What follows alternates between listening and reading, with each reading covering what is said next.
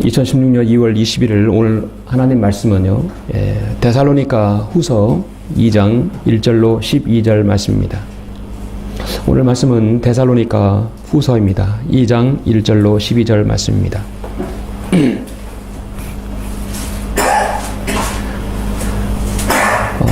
이 마지막 시대에 어찌 보면 가장 정확하고 우리에게 직접적으로 와닿는 말씀이라고 보아집니다.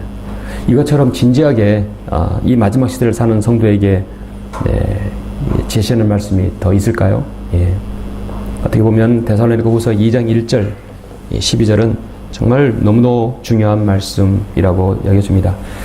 자, 이 말씀을 제가 1절부터 12절까지 봉독해 올리겠습니다.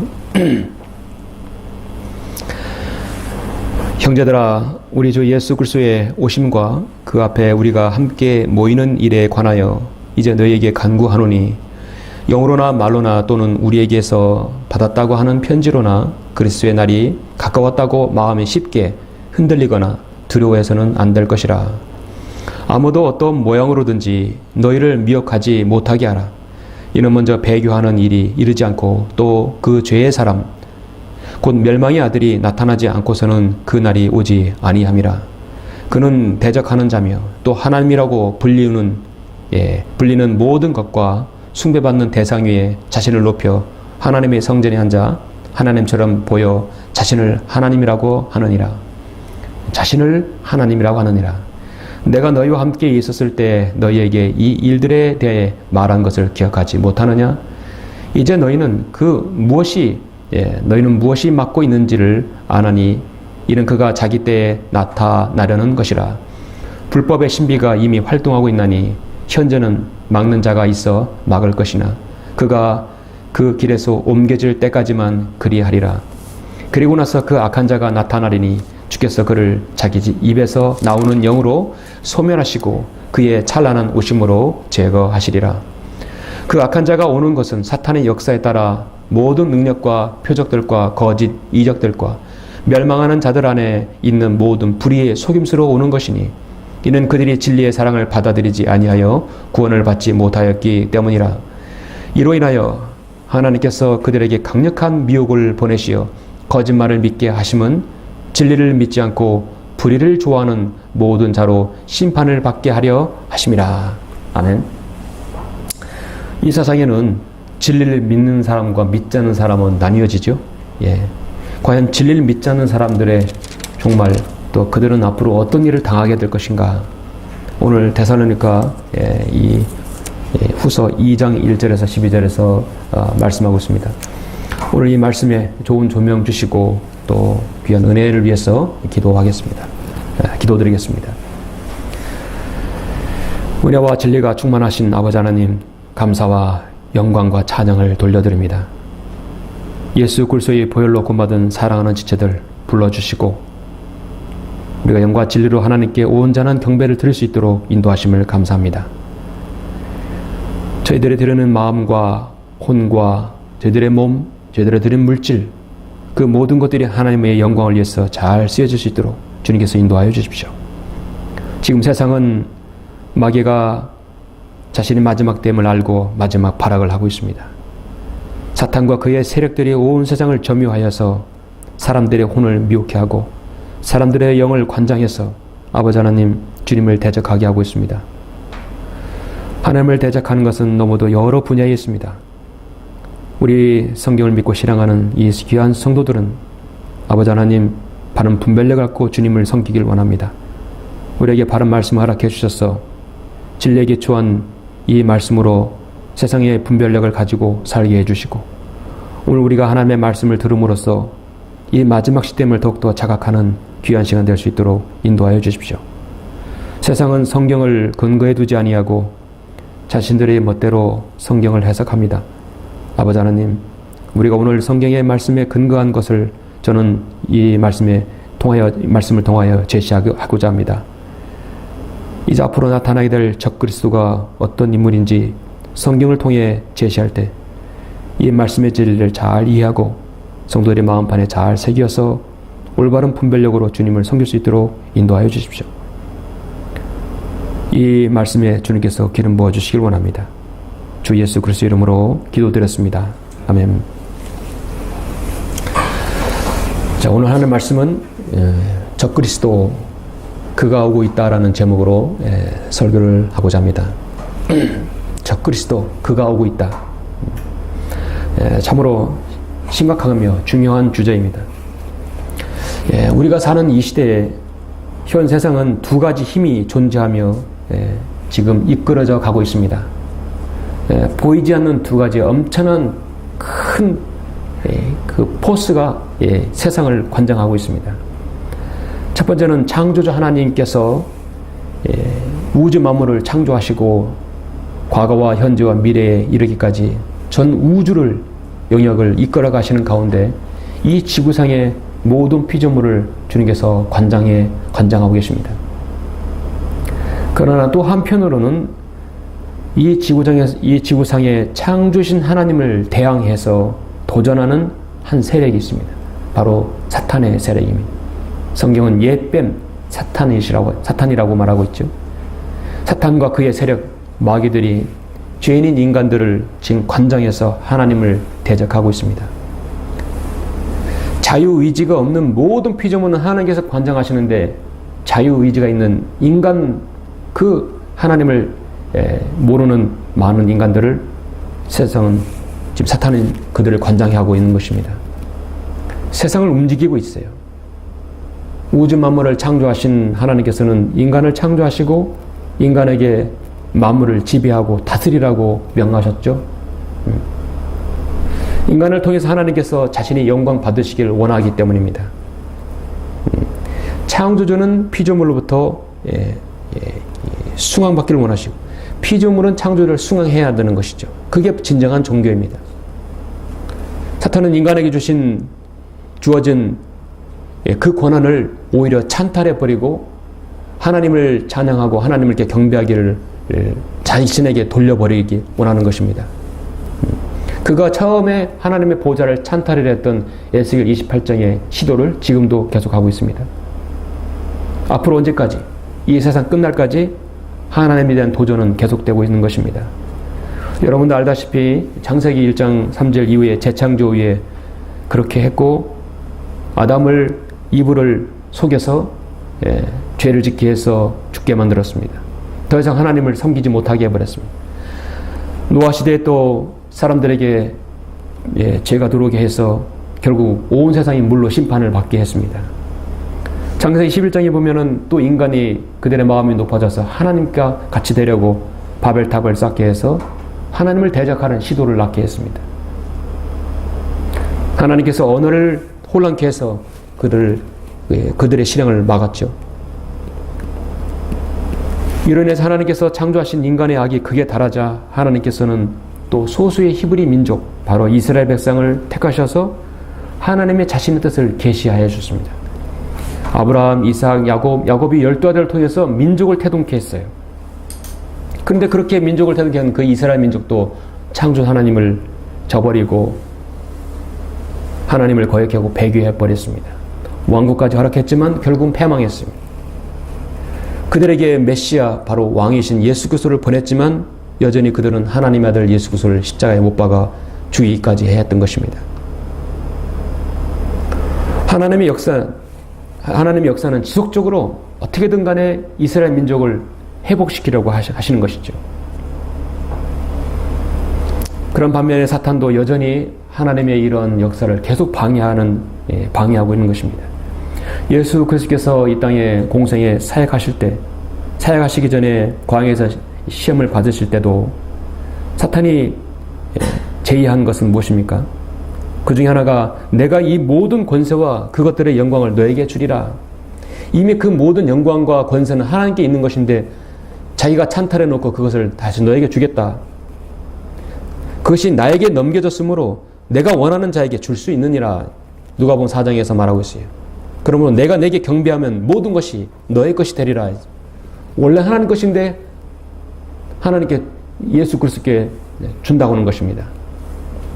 원래 모두 창조자 하나님이 예수 그리스도께서 관장하시는 것이었죠. 그런데 이 말을 지금 오늘날 많은 사람들에게 그대로 사탄은 제의하고 써먹고 있는 것입니다. 내가 너에게 부와 명예와 쾌락과 모든 것을 주마. 그리고 그 혼을 나에게 바쳐라. 사탄은 이런 엄청난 빅딜을 제시하여서 많은 사람들의 혼을 지옥에 저당 잡히고 있는 것입니다. 이 마지막 시대는 사탄은 자신의 때가 얼마 남지 않음을 알고 있습니다. 그래서 전 지구상의 모든 일들을 하나로 규합시키고 있어요. 전무후무한 계획들을 세워놓고 있습니다. 지금 우리가 사는 이 시대는 한 시대의 끝자락입니다. 한 시대의 끝자락이면 라오디게인들의 교회 시대의 끝자락이죠. 교회 시대의 끝자락입니다. 우리 뒤에 시대는 없고 이제 주님의 재림만 남았습니다. 그래서 성경을 믿는 그리스도인들은 이 사탄의 계략이 마지막에 어떠한지를 알아야 합니다. 또 여러분 궁금하지 않을 수 없습니다. 여러분은 장차 사탄이 어떠한 계획을 갖고 어떻게 하나님을 대적하여 이 세상을 이끌어 갈 것인가에 대해서 여러분 궁금하지 않으십니까? 사탄은 이미 우매한 인간들의 거대한 세력들을 하나하나 통합하기 시작합니다. 이미 1900년 전부터 이미 계획되어서 하나씩 실행하고 있어요. 1900년이라는 의미는 성경이 본격적으로 변기된 성경이 세상에 나오기 시작한 해죠. 물론 AD 66년에도 변기된 성경이 나왔지만 인쇄술의 발달로 인해서 변기된 역본들이 쏟아져 나올 때가 1900년대부터. 그때부터 사탄은 하나씩 자신의 계획을 실현합니다. 정치와 경제와 사회, 문화, 종교, 군사 모든 부분에서 하나하나로 통합시키고 있습니다. 지금도 그 일이 지금 사탄은 하나씩 이루어가고 있습니다. 그러나 세상은 모릅니다. 우리 그리스도인의 시각은 그걸 하나하나 볼 수는 있는데 세상 사람들은 무엇에 꽂힌지, 자신이 어디에 미쳐서 살아가는지를 모릅니다. 사탄의 거짓말과 회유와 미혹과 위협과 두려움, 성취하는 욕망 모든 것들을 그들의 계획들을 알지 못하고 세상은 그냥 술과 담배와 마약과 도박과 게임과 성도착으로 빠져 있습니다. 요즘 20, 30대 보면은 거리에 보면은 그들의 생이 앞으로 어떻게 될는지, 세상이 앞으로 어떻게 돌아가는지 그들은 관심이 없어요. 그냥 현재를 즐기고 노는 것입니다. 사탄은 창세기 3장에서 참으로 하나님께서 말씀하시를 너희는 동산의 모든 나무에서 나는 것을 먹지 말라 하시더냐, 참으로 그렇게 하시더냐, 참으로 성경이 그렇게 말씀하시더냐, 참으로 마지막 때라고 말씀하시더냐, 참으로 예수님이 오신다고 말하더냐. 이 참으로라는 말은 참으로 여러분 성경에 대해서 의문을 가하는 말이죠.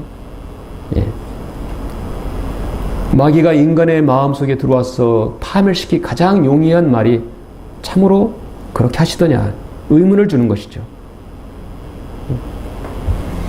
사탄은 인간의 의지를 관장하기를 원합니다. 그래서 그 예수와 마귀들을 보내 인간의 마음속에 들어오게 합니다. 의지를 바로 움직일 수는 없지만 그 사람이 가장 좋아하는 성향을 알기 때문에 성향을 건드려서 의지를 쓰게 해서 하나씩 무너뜨리게 하는 것이죠. 술과 담배와 마약과 세상의 욕심들, 쾌락들, 그 모든 것에 빠지게 하는 것이죠. 그래서 하나씩 파멸의 구렁텅이로 빠져서 어떻게든 예수 그리스도의 복음을 알지 못하게 해버립니다. 그런 강력한 존재가 곧 이 세상에 이제 표면적으로 나타날 것이라는 것입니다.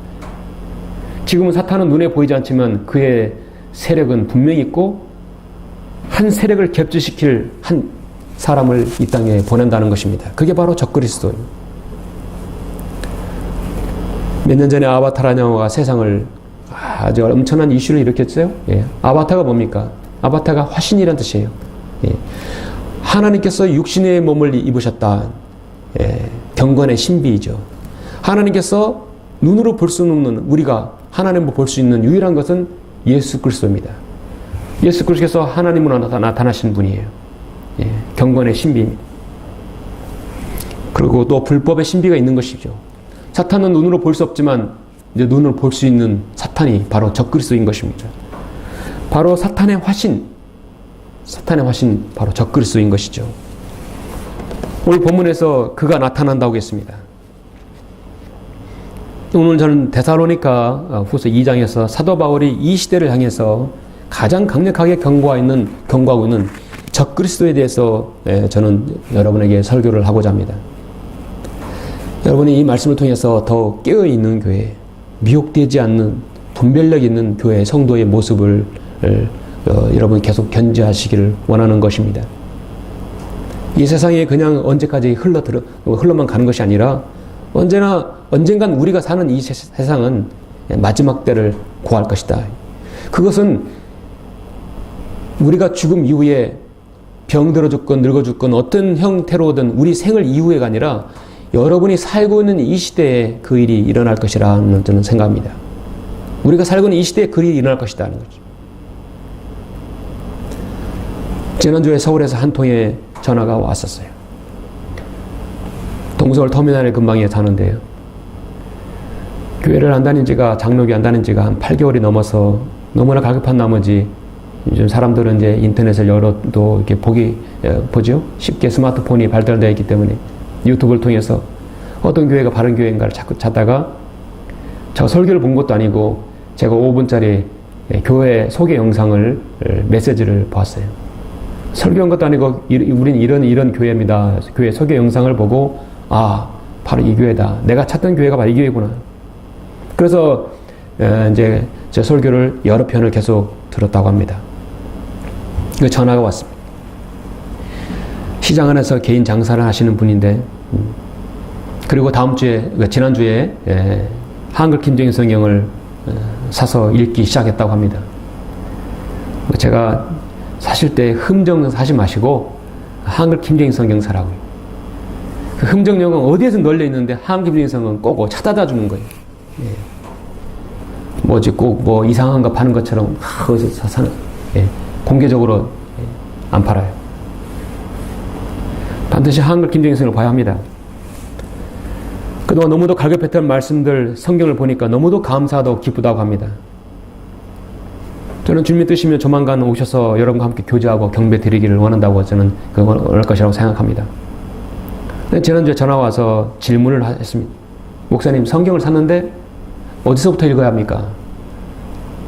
많은 분들이 성경을 새로 한김정일을 보면은 어디서부터 읽어야 할지를 궁금해하고 어디서부터 읽어야 할지를 잘 모릅니다. 그래서 창세기부터 그냥 닥치는 대로 처음부터 읽어야 됩니까? 어디서부터 읽어야 할지 막막합니다. 제가 뭐라고 해야겠습니까? 통상적으로 뭐라고 읽어야겠습니까? 기도하십시오라고 하면 됩니까? 제가 순서를 정해줘서 문자를 보내드렸어요. 그리스도인이 되고 나서 성경을 처음 받아든 다음 더군다나 바른 말씀을 보셨다고 한다면 가장 먼저 여러분 데살로니가 전 후서를 읽어야 합니다. 그리고 로마서입니다. 신약 은혜 시대에 살고 있는 성도라면 신약교회 성도들에게 가장 직접적인 말씀, 직접적으로 사도 바울이 가장 칭찬했던 그 교회에 향한 그 서신서를 읽어야 되고 신약교회의 정수인 로마서를 먼저 읽어야 되는 것이죠. 그러고 나서 요한복음 읽고 그 다음에 마태복음도 순서대로 읽고 그 다음 창세기 읽으면 돼요. 가장 중요한 데살로니가 전후서 그리고 로마서입니다. 그렇게 말씀을 드렸어요. 본문 데살로니가 전후서는 모든 각 장의 공통점이 있어요. 자, 우리는 데살로니가 후서지만 여러분 전서 1장을 한번 보시겠습니다. 데살로니가 전서 1장 항상 핵심의 포인트는 마지막에 있는데 AD 54년, 60년경 그 사이에 바로 지금부터 거의 2000년 가까이 그 전에 있는 성도들에게 향하는 말씀은 어쩜 정확히 이 시대에도 정확히 맞아떨어질까요? 데살로니가 전서 1장 여러분 10절 보시면 마지막 10절 또 하나님께서 죽은 자들로부터 살리신 그분의 아들 즉 다가올 진노로부터 우리를 구해내신 예수께서 하늘로부터 오심을 기다린다는 것이라. 주님께서 승천하신 지가 지금 20년도 지나지 않았어요. 20년 채 지났네요. 그런데 그들은 이제 100년도 지나지 않는데 주님을 오심을 기다린다는 것은 얼마나 간절한 소망이 있는 거예요. 우리의 기다림은 그건 얼마나 더 갈급하겠습니까? 여러분 2장 19절 마지막 절도 보시면 2장 19절 보시면 우리의 소망이나 기쁨이나 자랑의 면류관이 무엇이냐? 우리의 소망이 무엇이냐? 그가 오실 때 우리 주 예수 그리스도 앞에 있는 너희가 아니겠느냐? 이는 너희가 우리의 영광과 기쁨이기 때문이라. 바로 주님의 오십니다. 3장 마지막 절 3장 13절에도 보시면 우리 주 예수 그리스도께서 그의 모든 성도들과 함께 오실 때, 우리가 주님과 함께 오실 때, 주님의 재림이죠. 하나님 곧 우리 아버지 앞에서 거룩함에 흠 없도록 너희 마음을 견고히 하시기를 바라노라. 역시 재림에 대해서 강조하고 있습니다. 4장 여러분 16절 마지막 절 보십시오. 데살로니가전서 4장 16절 너무도 잘 아시는 말씀이에요. 주께서 호령과 천사장의 음성과 하나님의 나팔소리와 함께 하늘로부터 친히 내려오시리니 그러면 그리스도 안에서 죽은 자들이 먼저 일어나고 그리고 나서 살아남아있는 우리도 공중에서 주와 만나기 위하여 그들과 함께 구름 속으로 끌려 올라가리니 그리하여 우리가 영원히 주와 함께 있으리라. 그러므로 이러한 말로 서로 이루하라. 이루하라. 사도 바울 시대도 그들에게 이루했다는 것입니다. 에베소, 퍼가모, 두라디아, 사대, 필라델피아 모든 시대가 지난 지금 이 라오디게의 마지막 때도 우리가 위로를 받을 수 있는 구절이 바로 이 구절이죠. 그리고 여러분 마지막으로 데살로니가전서 5장 23절에 보시면 화평의 하나님 바로 그분께서 너희를 온전히 거룩하게 하시고 너희의 온 영과 혼과 몸이 우리 주 예수 그리스도께서 오실 때까지 책망할 것이 없게 보존되기를 하나님께 기도하노라. 왜 우리 그리스도인이 마지막 때 가장 먼저 읽어야 될 것이 데살로니가전서인가? 주님의 다시 오심을 기억하라는 얘기예요. 이거보다 더 막중한 거고 중요한 거고 다급한 것이 있습니까? 그리스도인이 되어서 성경을 처음 집어들었을 때 가장 먼저 읽어야 할 것이 바로 데살로니가전서입니다. 왜 예수 그리스도를 믿느냐? 누가 물으면 주님께서 다시 오시기 때문이다. 그럼 우리가 그럼 조심해야 할 것이 혹시 뭐가 있습니까? 그건 바로 사탄의 계략이다. 그것이 바로 고린도 데살로니가 후서인 말씀이에요. 그 중에 핵심이 바로 오늘 2장 1절로 12절 말씀인 것입니다. 그래서 데살로니가 후서는 데살로니가 전서와는 좀 다른 각도예요. 성도들에게 우리 주님의 오심에 대해서 권면하는 거 있지만 이제는 좀 심각한 말씀입니다. 좀 다른 각도입니다. 그러나 여전히 매우 중요한 말씀이죠. 왜 사도 바울이 데살로니가 교회를 칭찬했는지 알 수 있는 장입니다. 정말 그들은 깨어있고 분별력 있고 미혹되지 않는 교회였어요. 그래서 지금 무언가 심각하게 돌아가고 있는 모습을 봅니다. 자, 1절, 2절 보시면 형제들아 우리 주 예수 그리스도의 오심과 그 앞에 우리가 함께 모이는 일에 관하여 이제 너희에게 간구하노니 영으로나 말로나 또는 우리에게서 받았다고 하는 편지로나 그리스도의 날이 가까웠다고. 그리스도의 날은 예수 그리스도 재림이죠. 마음이 쉽게 흔들리거나 두려워해서는 안 될 것이라. 자, 안 된다는 것이죠. AD 56년뿐만 아니라 지금 2016년에 사는 우리들도 마찬가지로 영으로나 말로나 또는 우리에게서 받았다고 하는 편지로나 그리스도의 날이 가까웠다고 마음이 쉽게 흔들리거나 두려워해서는 안 될 것이라. 여러분 우리가 흔들리거나 두려워하진 않죠?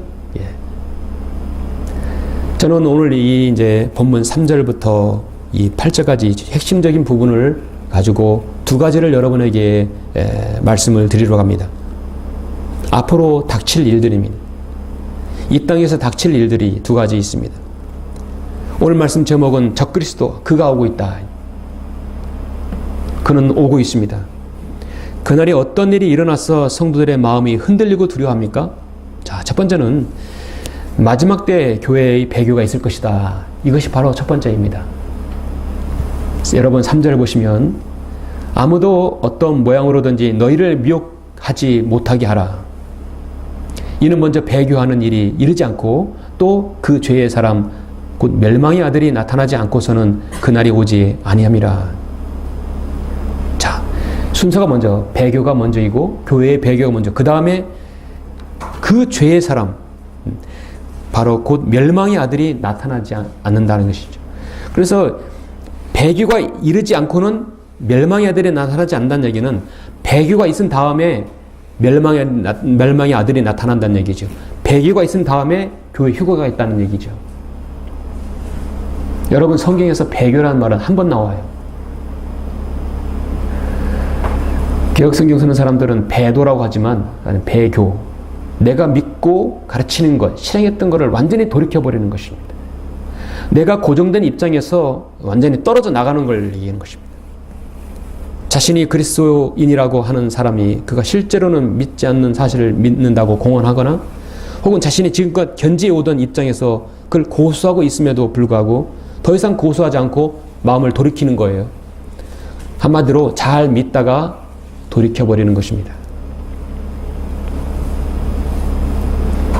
여러분, 배교는요, 손바닥 뒤집듯이 확 뒤집어버리는 것이 아니에요. 점진적으로 해서 나중에 싹 완전히 변모돼서 뒤집어지는 것이. 하나님께서 계시를 주실 때도 한 번에 완전 오픈을 시켜서 점진적으로 계시를 주시죠. 락킨보다는 러크만 목사님 계속해서 점진적으로 계시를 주시는 것이죠. 배교도요, 가랑비 옷 젖듯이 싹 젖어버리는 것입니다. 자신도 모르게 해요. 배교라고 했을 때 교회의 배교라고 한다는 것은 여러분 어떤 교회를 말하는 것일까요? 안식일 교회를 말하는 것일까요? 순복음 은사주의 교회를 말하는 것일까요? 여기도 순복음 교회의 배교를 말하는 것일까요?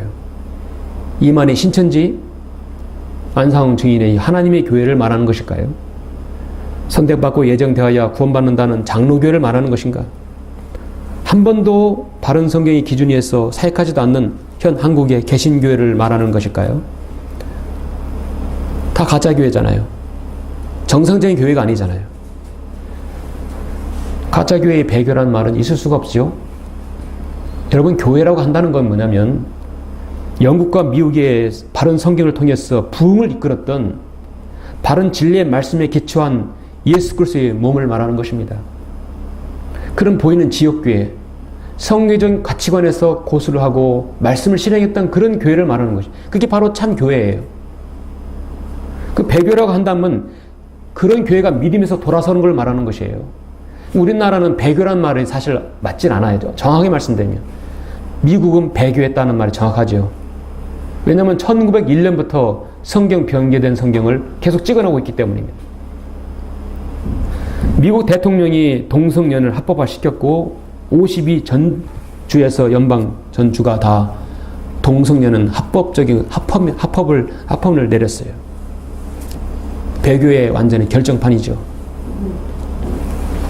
여러분, 요한계시록 3장을 한번 보시겠습니다. 마지막 시대의 교회의 모습을 보시죠.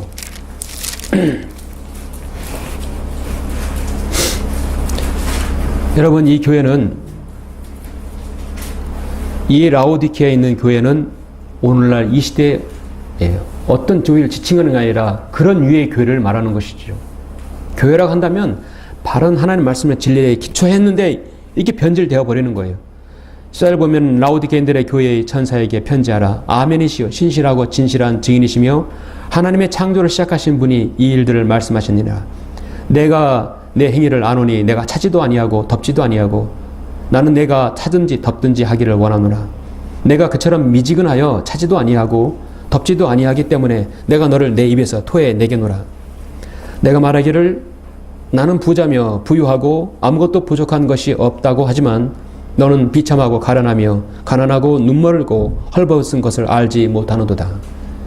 내가 너에게 권고하노니 내게서 불로 단련된 금을 사서 부유하게 되고 흰 옷을 사서 입음으로 너의 벌거벗은 수치를 드러내지 않게 하며 또 안약을 내 눈에 발라보게 하라. 내가 사랑하는 자마다 책망하고 징계하노니 그러므로 내 열심을 내고 회개하라. 보라, 내가 문 앞에 서서 두드리노라. 누구든지 내 음성을 듣고 그 문을 열면 내가 그에게로 들어가서 그와 함께 먹으며 그도 나와 함께 먹으리라. 핵심적인 것은 나는 부자고 부유하며 아무것도 부족한 것이 없다고 하지만 너는 비참하고 가련하며 가난하고 눈멀고 헐벗은 것을 알지 못하노다. 초심을 잃어버린 것입니다.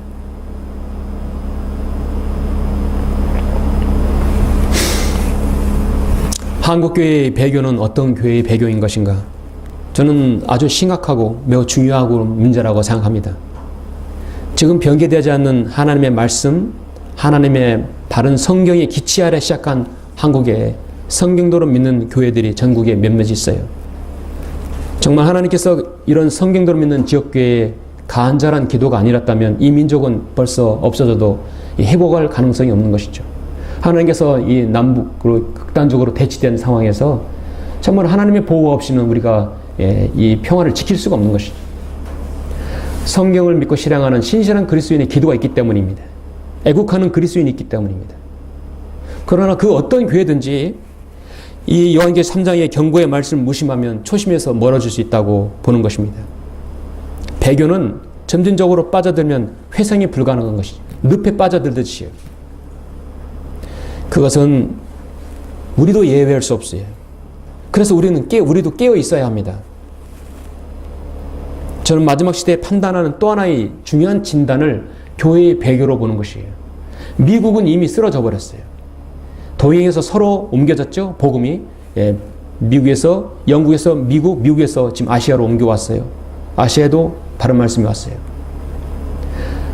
성경대로 믿는다는 교회가 돈을 밝히고 진리의 말씀은 뒷전이고 세상의 정치에만 관심이 있고 아픈 성도에는 돌아보지 않고 두어 마음을 품은 사람들을 찾아내지 못하고 자연스럽게 성도들은 겉으로는 배부름같이 보이나 영적으로는 영양실조에 걸려버리는 것, 옛 지교표를 옮겨버리는 것, 그것이 저는 바로 배교라고 보는 것입니다.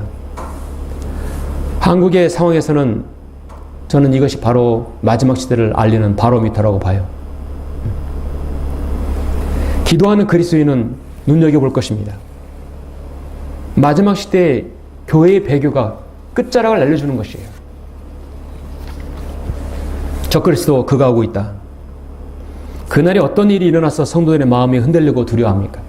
사실 적그리스도가 왔을 때는 우리는 이미 이 땅에 없지요. 그러나 지금 적그리스도란 말이 세상에 너무도 많은 사람들이 성경을 믿지도 않으면서 그런 말을 많이 하는데요. 오늘 두 번째 말씀은 중요한 말씀인데 적그리스도의 정체가 드러날 것이다 하는 것입니다. 자, 본문 말씀 보시면 4절부터 여러분 8절 보시면 적그리스도에 대해 집중적으로 나옵니다. 그런데 이 적그리스도에 대해서 계속해서 그가 인칭되면서 글을 씁니다. 4절 보시면 그는 대적하는 자며 또 하나님이라고 불리는 모든 것과 숭배받는 대상 위에 자신을 높여 하나님의 성전에 앉아 하나님처럼 보여 자신을 하나님이라고 하느니라. 내가 너희와 함께 있었을 때 너희에게 이 일들에 대해 말한 것을 기억하지 못하느냐? 이제 너희는 무엇이 맡고 있는지를 아나니 이는 그가 자기 때에 나타내라는 것이라. 불법의 신비가 이미 활동하고 있나니 현재는 막는 자가 있어 막을 것이나 그가 그 길에서 옮겨질 때까지만 그리하리라. 그리고 나서 그 악한 자가 나타나리니 주께서 그를 자기 입에서 나오는 영으로 소멸하시고 그의 찬란한 오심으로 제거하시리라. 여러분, 3절에 그 죄의 사람 나오죠? 또 4절에 그는 대적한 자며 6절에서 그가 자기 때, 또 7절에서 그가, 또 8절에서 그를 모두 그는 누구일까요? 바로 적그리스도인 것입니다. 여러분, 여기 있는 또 불법의 신비, 악한 자, 또 3절에서 멸망의 아들, 또 죄의 사람, 모두 다 적그리스도를 다른 용어로 말하는 것이에요. 적그리스도는 헬라어로 안티크리스토스라고 하죠. 안티크리스토스란 말은 두 가지 의미가 있습니다. 하나는 예수님을 대적하는, 하나님을 대적하는 의미이고요. 또 하나는 뭐냐면 어떤 세력이 예수님의 자리에 앉아서 예수님을 대신하는 걸 말하는 것이에요. 한마디로 예수님을 모방하는 것입니다. 적그리스도는 두 가지예요. 하나님을 대적하고 하나님 대신 그 자리에 앉아 있는 것이. 정확히 성경은 4절에서 말씀하고 있습니다. 그는 대적하는 자며 또 하나님이라 불리는 모든 것과 숭배받는 대상 위에 자신을 높여 하나님의 성전에 앉아 하나님처럼 보여 자신을 하나님이라고 하느니라. 하나님을 대적하고 대신 자기가 그 하나님 자리에 앉아서 그 경배를 받는 것, 숭배를 받는 것입니다. 적그리스도라는 말을 성경 기록자 중에 사도 요한만이 사용했어요. 사도 바울은 죄의 사람이라든지 멸망의 아들 여러 용어를 기록했지만 적그리스도라는 말을 사실은 사도 요한이 기록했죠.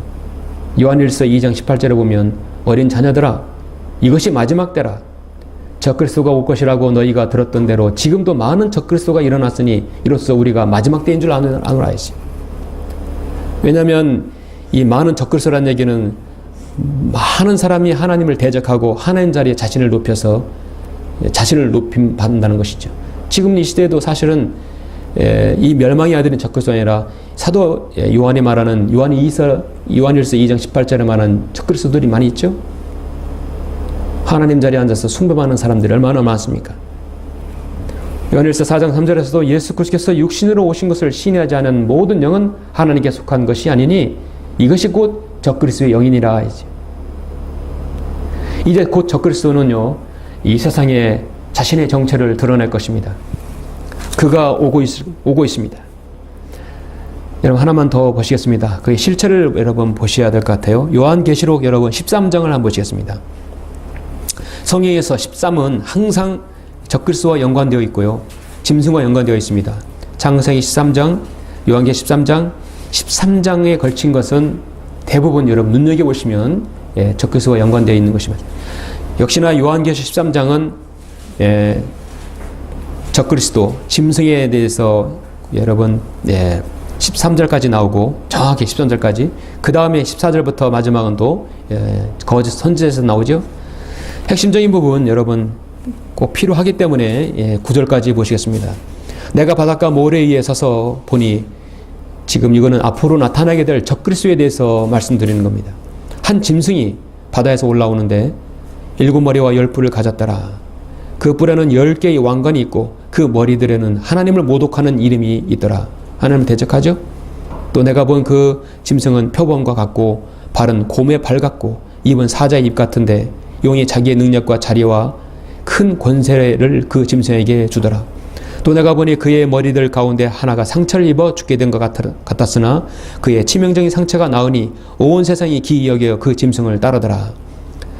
사람들이 그 짐승에게 권세를 준 용에게 경배하고 또 그 짐승에게도 경배하게 하며 말하기를 누가 그 짐승과 같으며 누가 감히 그와 더불어 싸울 수 있으리요 라고 하더라. 그 짐승이 큰 일들과 모독하는 말들을 하는 입을 받았으며 또 42달 동안 활동할 권세를 받았더라. 42달 3년 반이죠. 그 짐승이 입을 벌려 하나님을 대적하여 모독하되 그의 이름과 그의 성막과 하늘에 거하는 자들을 모독하더라. 그가 성도들과 싸워 그들을 이기는 권세를 받았으며 모든 족속과 언어와 민족을 다스리는 권세를 받았더라. 세상의 기초가 놓인 이래로 죽임당한 어린 양의 생명의 책에 그의 이름이 기록되지 못하고 땅에 사는 모든 자는 그에게 경배할 것이라. 한마디로 구원받지 못한 자는 그에게 경배할 것이라 했어요. 누구든지 귀 있는 자는 들을지어다. 귀가 있으면 들어야 합니다. 적그리스도가 오고 있다는 걸 알아야 합니다. 오늘 유튜브라든지요, 여러분 인터넷 검색을 적그리스도만 쳐보십시오. 적그리스도에 관한 이야기가 너무나 많아요. 특히 성경을 믿지 않는 구만 사람들도 적그리스도에서 막 갑론을 막 합니다. 그들은 적그리스도에 왜 이렇게 관심이 많은가? 제가 볼 때는 앞으로 자신이 구세주이기 때문에 관심이 많은 거라고 봐요. 앞으로 적그리스도는 누구인가? 초미의 관심사가 오늘날 세상의 관심입니다. 그래도 기독교라 한다면 적그리스도는 올 것이다. 그 누구인가? 과연 이 현 시대에 사는 어떤 현존한 인물인가? 제가 여러 가지를 종합해서 오늘날 이 시대에 적그리스도가 누굴 것이라는 세 가지로 압축해서 정리해서 이게 나름대로 정리를 해봤어요.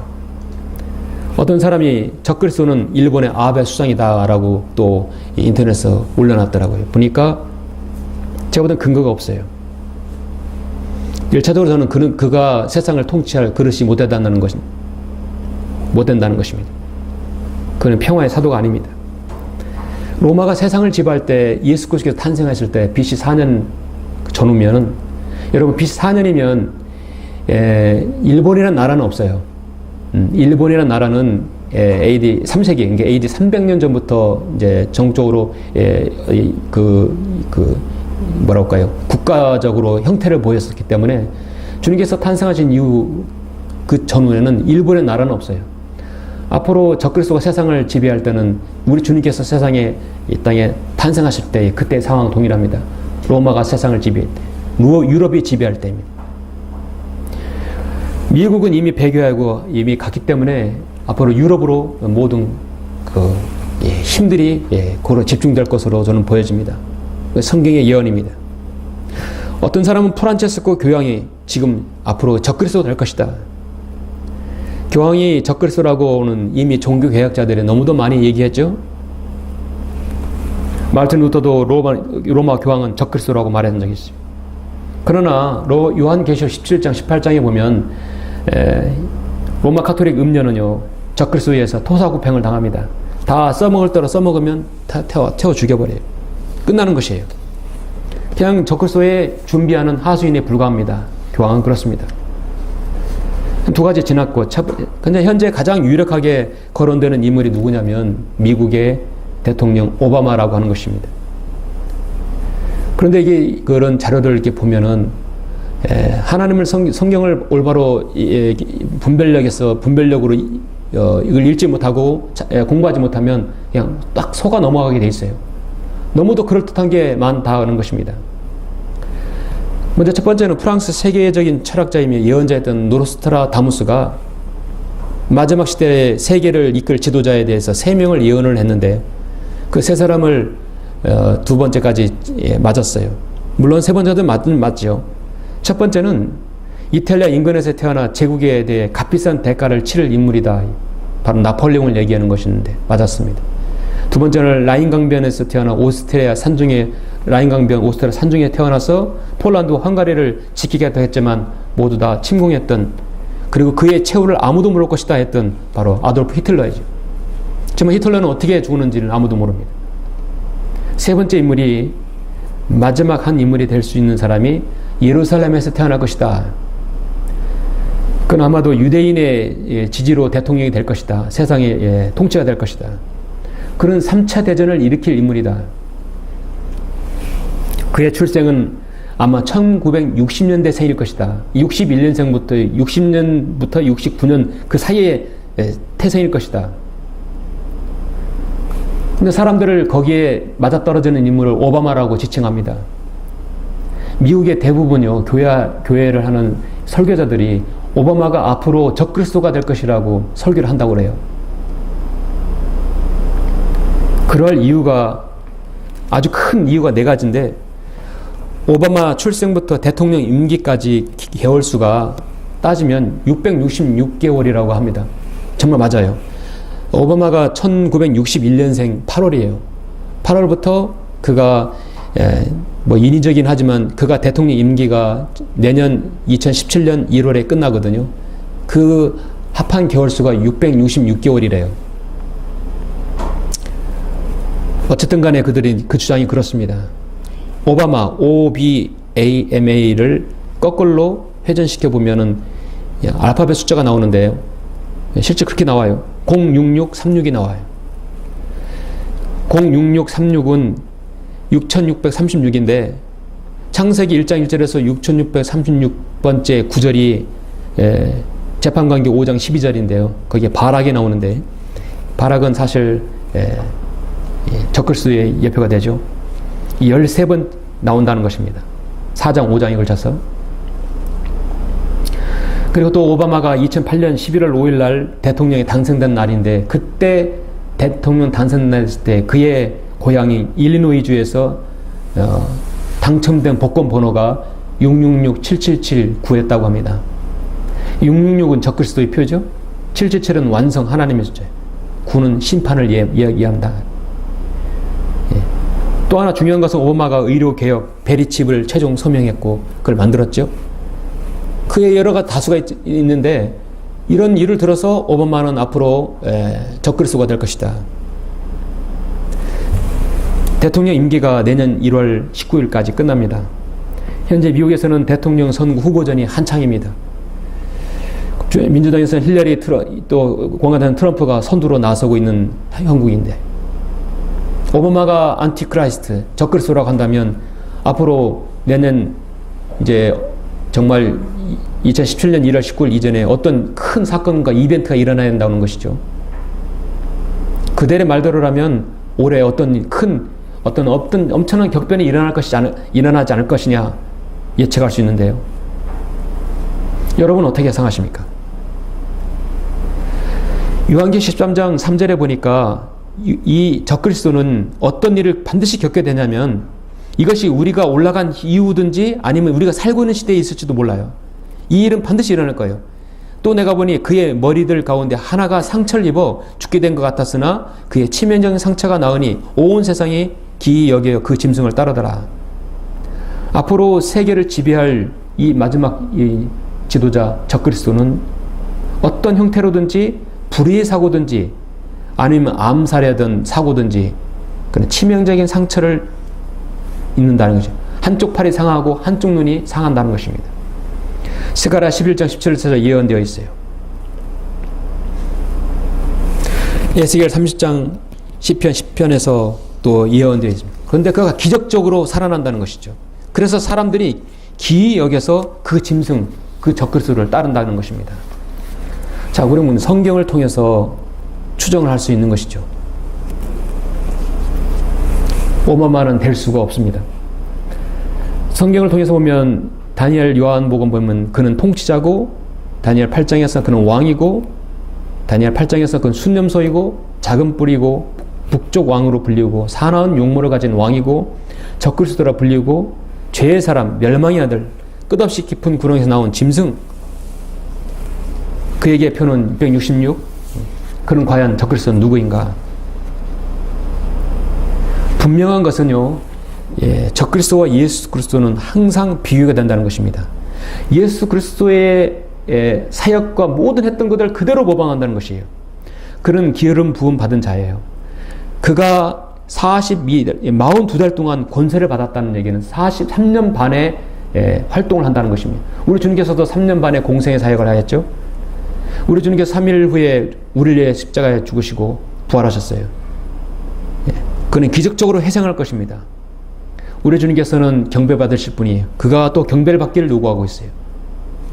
우리 주님은 만왕의 왕이시에요. 그가 세상의 왕입니다. 우리 주님은 경건의 신비이지만 그는 불법의 신비입니다.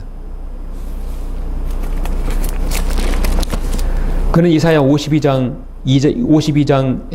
4절에서 주 하나님 이사야 52장에 보면 마지막 시대 예언인데 주 하나님 이같이 말하노라 내 백성이 이전에 이집트에 내려가 거기에서 기거하였고 또 아시리아인이 까닭없이 그를 압제했느니라.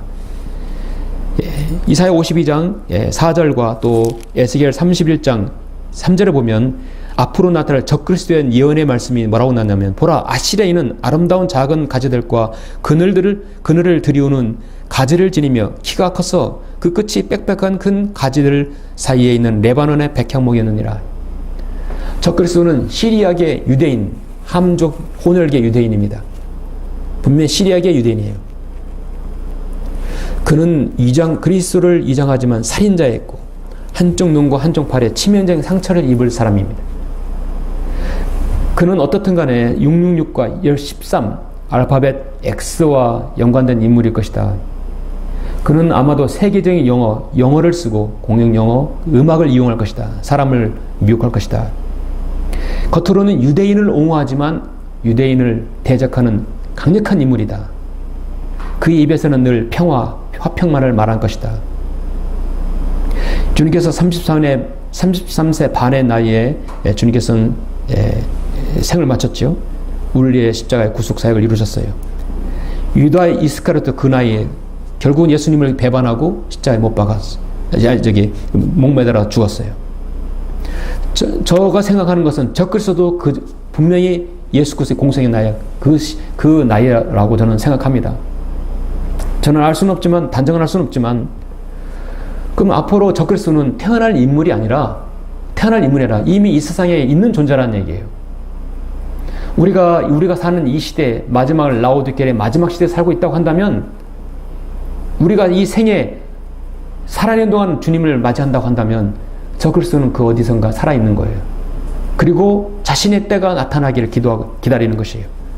그래서 여러분 6절 7절에 보면 이제 너희는 무엇이 막고 있는지를 아나니 이는 그가 자기 때에 나타나는 것이라.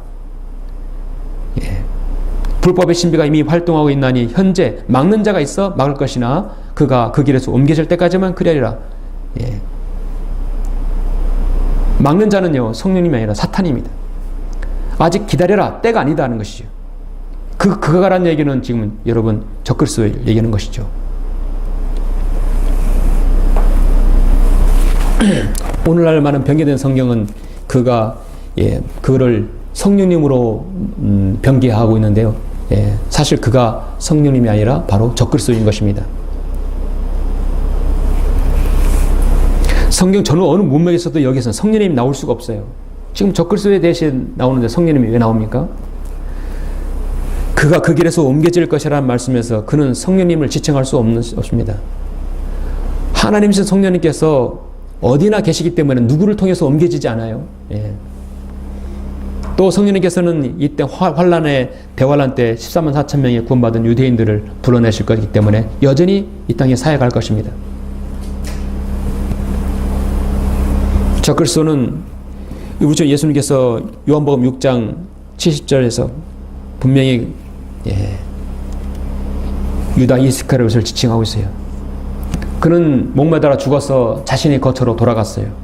끝없이 깊은 근원으로 들어가서 이제 그가 올라올 때 이 땅에 현존한 인물에 들어가서 적그리스도가 될 것입니다. 예수 그리스도께서 세상에 33세 반 동안에 세상에 보이셨듯이 적그리스도도 이제 42달 동안 33년 반에 자신의 일을 할 것입니다. 끝없이 깊은 곳으로 나와서 육신의 몸을 입고 다시 활동하게 될 것이다 하는 것이죠. 그것이 바로 불법의 신비가 이미 활동하고 있다라고 성경은 말씀하고 있습니다. 그런 인물을 추정할 수 있는 사람은 저는 지금 말씀드릴 수 없습니다. 저도 모르기 때문입니다. 오바마가 그의 이름과 그의 출생 연도와 여러 가지를 해서 666이 몇 개 나올지는 몰라도 그의 출생과 출생지와 여러 가지 보면 오바마는 될 수가 없다고 보여집니다.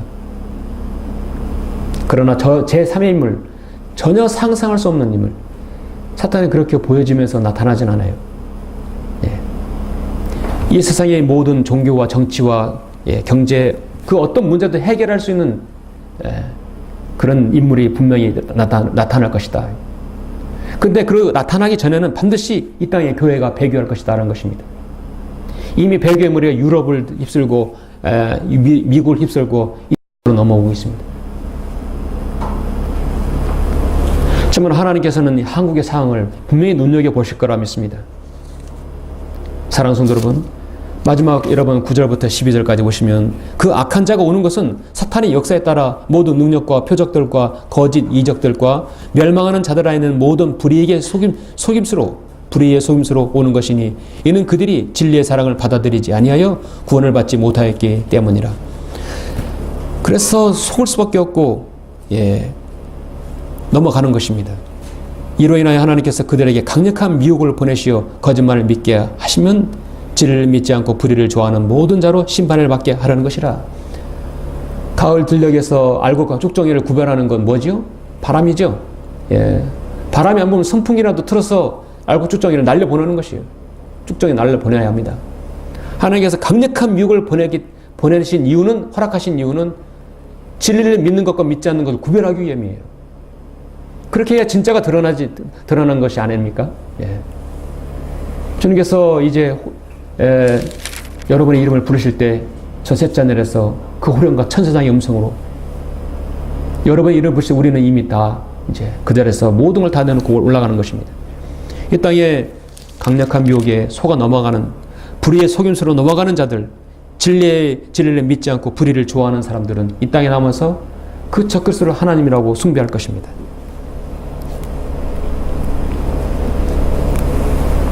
고린도후서 11장에서 사도 바울은 이것은 놀랄 일이 아니라 했어요. 사탄도 자신의 빛의 천사로 가장하기 때문이라. 그러므로 사탄의 종들이 의의 종으로 가장한다 하더라도 큰일이 아니니라. 당연한 것이라. 그들의 종말은 그들의 행위대로 될 것이라. 세상은 자기 살고 싶은 대로 사는 거예요. 주님께서 다시 오실 날이 성큼성큼 다가왔습니다. 그런데 이 기다림이 언제까지 지속될까요? 이제 사실 머지 않았습니다. 정신을 차리고 끼어 있으라 했어요. 아무리 성경대로 믿고 실행하다 하더라도 진리에서 벗어나고 본 취지에서 초심에서 벗어나면 그 교회도 결국 배교하는 것입니다. 이 세상에 어떤 교회도 예외는 없어요. 그러므로 우리는 깨어 있어야 합니다. 이는 너희의 대적마귀가 울부짖는 사자처럼 삼킬 자를 찾아 두루 다니기 때문이라. 믿음 안에 굳게 서서 그를 대적하라. 이는 세상에 있는 너희 형제들도 동일한 고난들을 당하는 줄을 아미니라.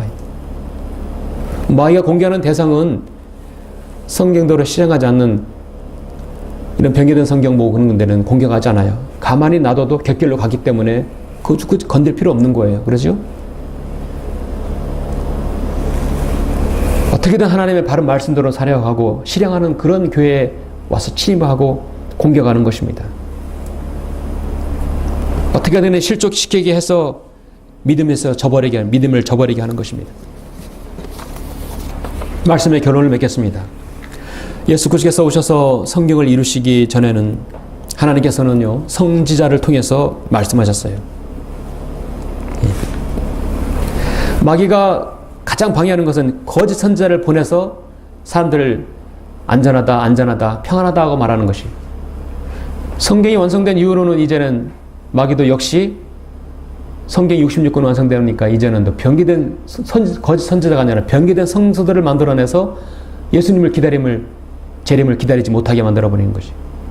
선지자했을 때는 거짓 선지자를 보내더니 바른 성경이 있을 때는 이제 가짜 성경을 보내는 거예요. 그래서 가짜 교회를 만들어 놓고 가짜 목사를 만들어내는 것이. 많은 가짜 교인을 양산하는 것입니다. 가짜 성도를 양산하는 것입니다. 지금 세계 도처에는 여러분 전쟁과 기근이 계속 일어나죠.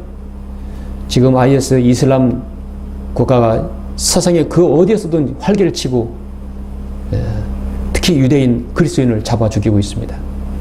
적그리스도는 IS를 충분히 이용할 것입니다. 저는 마지막 때 IS를 그의 하수인으로 삼아서 무참히 참수하고 사람들을 핍박할 것이에요.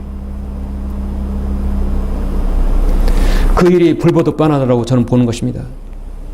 주님께서 재림하시기 전에 이 세상은 그 역사상 유래를 찾아볼 수 없는 배교로 치닫게 될 것이고 많은 사람들이 현혹될 것입니다. 우리 그리스도인이 이 땅의 지상에 사라지고는 어느 날 적그리스도는 혜성같이 나타나서 세상에 자신이 구주이고 하나님이라고 자신을 숭배하라고 할 것이에요. 그때 우리는 세상에 없습니다. 그러므로 한 사람이라도 세상에 우리가 아는 사람은 남아서는 안 되죠. 남으면 7년이 얼마나 긴 기간입니까? 혹독한 그 기간 동안 666회를 받지 않은 사람이 어디 있겠어요? 제가 성경에서 소망이란 말이 우리 성경에서 마지막에 어디 나오는가를 한번 찾아봤습니다. 우리에게 소망은 어디에 있는 것인가요? 베드로전서 3장 15절과 요한일서 3장 3절이 소망에 대해서 마지막으로 언급한 말씀이더라고요. 베드로전서 3장 15절을 보니까 그러나 너희 마음속에 주 하나님께서 주 하나님을 거룩하게 여기며 너희 안에 있는 소망에 관한 이유를 묻는 모든 사람에게 답변할 것을 온유와 두려움으로 항상 예비하라 나왔어요. 너희 안에 소망이 무엇이냐 물었을 때는 예수 그리스도의 재림이라는 것이죠. 그것을 항상 답변할 수 준비를 하라는 거예요. 요한일서 3장 3절에 성경에서 마지막 소망에 관한 부분이 그 안에서 이 소망을 가지는 사람은 누구나 그분이 정결하신 것처럼 자신을 정결케 하느니라. 그렇죠? 주님의 재림을 기다리는 사람은 오늘날 올라갈 늘 준비를 하면서 우리 자신을 늘 하나님의 말씀과 기도로서 우리 자신이 거룩하고 흠없게 주님 앞에 발견되어질 수 있기를 바라는 것입니다. 그것이 바로 우리의 몸과 혼과 영 모두가 정결케 되는 모습입니다. 이것이 주님을 기다리는 성도들의 자세인 것입니다. 이 마지막 시대 그런 성도들로 살아가시기를 간절히 바랍니다. 기도하시겠습니다.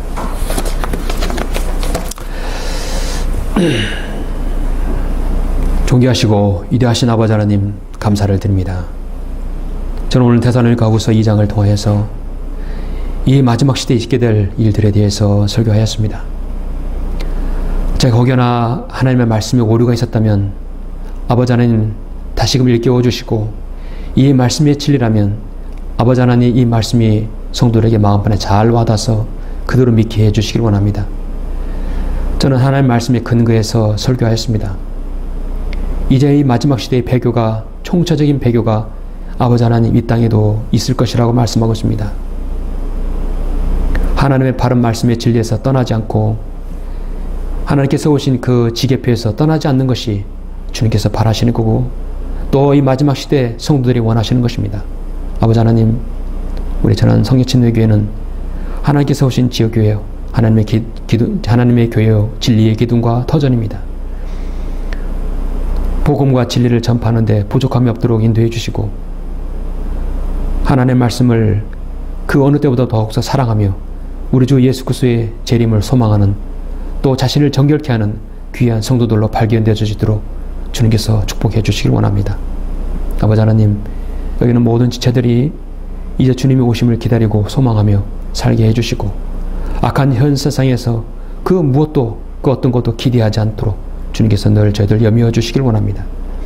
이 시간 저희들 각자가 주님을 기다리며 아버지 하나님 기도하고자 합니다. 이 시간 잘 소통할 수 있도록 주님 역사해 주십시오. 주 예수 그리스도 이름으로 기도드렸습니다. 아멘.